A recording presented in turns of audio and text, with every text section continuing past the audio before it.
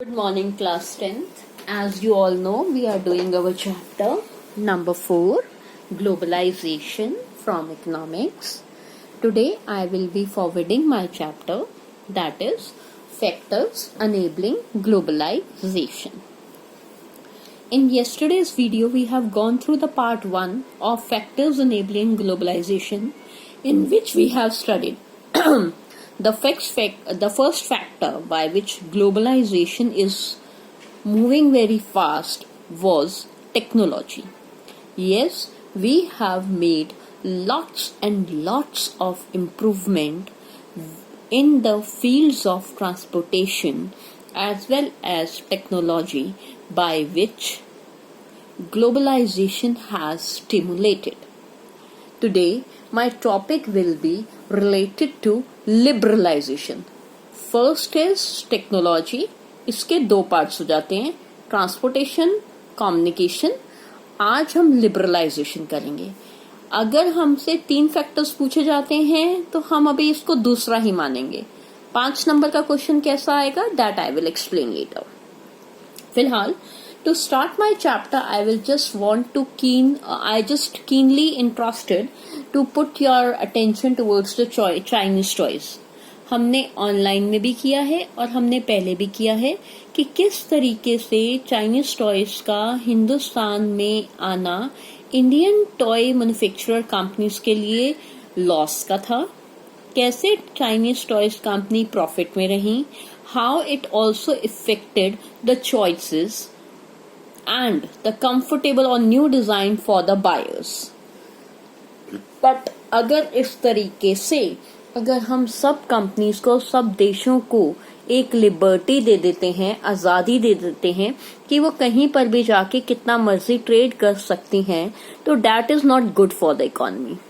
और अगर लिबर्टी नहीं देंगे, that is also not good for the economy. So our chapter starts कि हमें ट्रेड के ऊपर कहीं ना कहीं ट्रेड बैरियर्स लगाने पड़ते हैं. ये ट्रेड बैरियर्स हम 2 तरीके से लगा सकते हैं. पहला टैक्स, दूसरा कोटा. बेटा टैक्स का मतलब ये है, जनरली गवर्नमेंट बाहर से फ्रॉम एनी अदर कंट्री अगर कोई भी गुड्स एक्सपोर्ट होता है तो उसको इंक्रीज या डिक्रीज कर सकती है, फॉरेन ट्रेड के ऊपर रिस्ट्रिक्शन लगा सकती है. ठीक है, so that is called as tax on imports. कोई भी इम्पोर्टेड सामान को आने में वो रोक लगा सकती है. ये टोटली गवर्नमेंट डिसाइड करती है कि what kinds of goods should be imported to our country, कौन से हमारी मार्केट में बाहर के देश के प्रोडक्ट्स बेचे जाएंगे, how much of any of the good or any of the product can be sold in our country. Number 3, ये इसलिए भी किया गया because India was not initially in a strong position to manage foreign trade. As you all know, we were under British rulers. We attained our independence in 1947. Till that time, there was no industrialization in real sense in India. At that time, government put on these trade barriers. Government ने उस समय ये trade barriers लगाए थे, taxes लगाए थे कि हर चीज बाहर के देशों की हमारे देश में ना आ सके. It used these barriers to protect the producers within the country, ताकि प्रोड्यूसर्स जो कि सामान हमारे देश में प्रोड्यूस करते हैं, हमारे इंडियन प्रोड्यूसर्स हैं, हम उनको फॉरेन कंपटीशन से बचा सके. ये एक बहुत ज्यादा जरूरी स्टेप था. It was used as a trade barrier. Taxes लगा देना. इसी के साथ एक चीज और बतानी है तुम्हें. एक ट्रेड बैरियर तो टैक्स हो गया, दूसरा हो गया बेटा कोटा. कोटा का मतलब होता है लिमिटेशंस. ये कोटा वो नहीं है जहां आप इंजीनियरिंग की ट्रेनिंग के लिए जाते हैं. ये quota means fixation on the limitation on the assets to be imported और exported. This quota is only fixed by the government itself. ठीक है. एनीवे, आफ्टर इंडिपेंडेंस से लेकर 1950 और 1960 में 1950s एंड 60s जो हमारी इंडस्ट्रीज आ रही थी उनको प्रोटेक्ट करना जरूरी था, इंडियन प्रोड्यूसर्स को प्रोटेक्ट करना जरूरी था फॉरेन कंपटीशन से, तो हमने ट्रेड बैरियर्स को लगाना शुरू कर दिया। हाँ, हमने अगर सबके ऊपर हम बैरियर लगा देते तो शायद हम फंस जाते। रिजल्ट क्या हुआ? हमने कुछ चीजों के ऊपर बैरियर नहीं लगाया।